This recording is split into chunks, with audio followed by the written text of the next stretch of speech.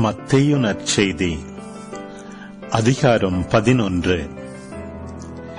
இயேசு தம் 12 சீடருக்கும் அறிவுரை கொடுத்து முடிந்ததும் பக்கத்து ஊர்களில் கற்பிக்கவும் நற்செய்தியை அறிவிக்கவும் அவ்விடம் விட்டு அகன்றார். யோவான் சிறையில் இருந்தபோது மெசியாவின் செயல்களை பற்றி கேள்வியுற்று தம் சீடர்களை அவரிடம் அனுப்பினார். அவர்கள் மூலமாக, வரவிருப்பவர் நீர்தாமா அல்லது வேறு ஒருவரை எதிர்பார்க்க வேண்டுமா என்று கேட்டார். அதற்கு இயேசு மறுமொழியாக, நீங்கள் கேட்பவற்றையும் காண்பவற்றையும் யோவானிடம் போய் அறிவியுங்கள். பார்வையற்றோர் பார்வை பெறுகின்றனர், கால் ஊனமுற்றோர் நடக்கின்றனர், தொழுநோயாளர் நலமடைகின்றனர், காது கேளாதோர் கேட்கின்றனர், இறந்தோர் உயிர் பெற்று எழுகின்றனர், ஏழைகளுக்கு நற்செய்தி அறிவிக்கப்படுகிறது. என்னை தயக்கமின்றி ஏற்றுக்கொள்வோர் பேறு பெற்றோர் என்றார். அவர்கள் திரும்பிச் சென்றபோது இயேசு மக்கள் கூட்டத்திடம் யோவானை பற்றி பேசத் தொடங்கினார். நீங்கள் எதை பார்க்க பாலை நிலத்திற்கு போனீர்கள்? காற்றினால் அசையும் நாணலையா? இல்லையேல் யாரை பார்க்க போனீர்கள்? மெல்லிய ஆடை அணிந்த ஒரு மனிதரையா? இதோ மெல்லிய ஆடை அணிந்தோர் அரச மாளிகையில் இருக்கின்றனர். பின்னர் யாரைத்தான் பார்க்க போனீர்கள்? இறைவாக்கினரையா? ஆம், இறைவாக்கினரை விட மேலானவரையே என நான் உங்களுக்கு சொல்கிறேன். இதோ நான் என் தூதனை உமக்கு முன் அனுப்புகிறேன். அவர் உமக்கு முன் உமது வழியை ஆயத்தம் செய்வார் என்று இவரை பற்றித்தான் மறைநூலில் எழுதியுள்ளது.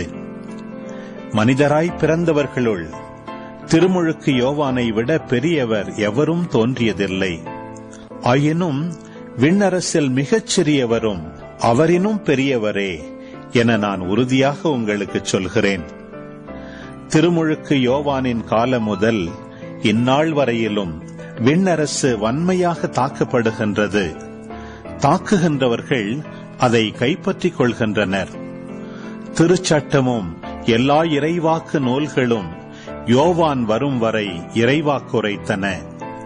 உங்களுக்கு விருப்பம் இருந்தால் வரவேண்டிய எலியா இவரே என ஏற்றுக்கொள்வீர்கள். கேட்கச் செவியுள்ளோர் கேட்கட்டும்.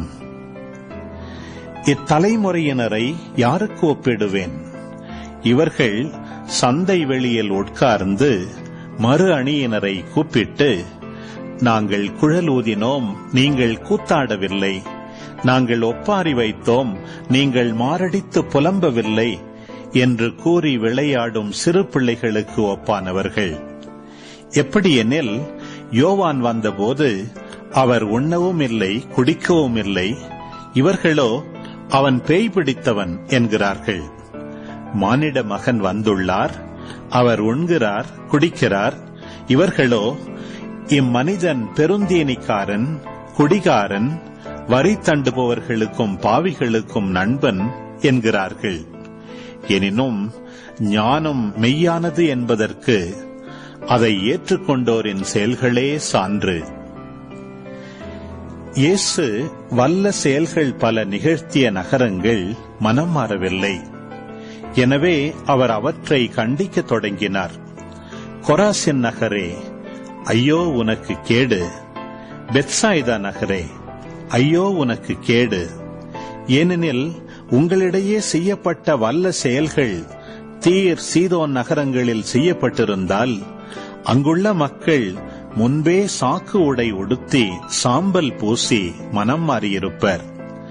தீர்ப்பு நாளில் தீருக்கும் சீதோனுக்கும் கிடைக்கும் தண்டனையை விட உங்களுக்கு கிடைக்கும் தண்டனை கடினமாகவே இருக்கும் என நான் உங்களுக்கு சொல்கிறேன். கப்பர்நாகுமே, நீ வானளாவ உயர்த்தப்படுவாயோ? இல்லை, பாதாளம் வரை தாழ்த்தப்படுவாய். ஏனெனில் உன்னிடம் செய்யப்பட்ட வல்ல செயல்கள் சோதோமில் செய்யப்பட்டிருந்தால் அது இன்று வரை நிலைத்திருக்குமே.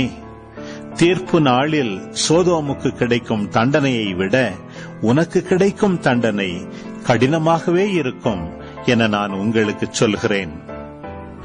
அவ்வேளையில் இயேசு, தந்தையே, விண்ணுக்கும் மண்ணுக்கும் ஆண்டவரே, உம்மை போற்றுகிறேன். ஏனெனில் ஞானிகளுக்கும் அறிஞர்களுக்கும் இவற்றை மறைத்து குழந்தைகளுக்கு வெளிப்படுத்தினீர். ஆம் தந்தையே, இதுவே உமது திருவுளம். என் தந்தை எல்லாவற்றையும் என்னிடத்தில் ஒப்படைத்திருக்கிறார். தந்தையை தவிர வேறு எவரும் மகனை அறியார். மகனும் அவர் யாருக்கு வெளிப்படுத்த வேண்டுமென்று விரும்புகிறாரோ அவரும் அன்றி வேறு எவரும் தந்தையை அறியார் என்று கூறினார். மேலும் அவர், பெருஞ்சுமை சுமந்து சோர்ந்திருப்பவர்களே, எல்லாரும் என்னிடம் வாருங்கள், நான் உங்களுக்கு இளைப்பாறுதல் தருவேன். நான் கனிவும் மனத்தாழ்மையும் உடையவன். ஆகவே என் நுகத்தை உங்கள் மேல் ஏற்றுக்கொண்டு என்னிடம் கற்றுக்கொள்ளுங்கள். அப்பொழுது உங்கள் உள்ளத்திற்கு இளைப்பாறுதல் கிடைக்கும். ஆம், என் நுகம் அழுத்தாது, என் சுமை எளிதாயுள்ளது என்றார்.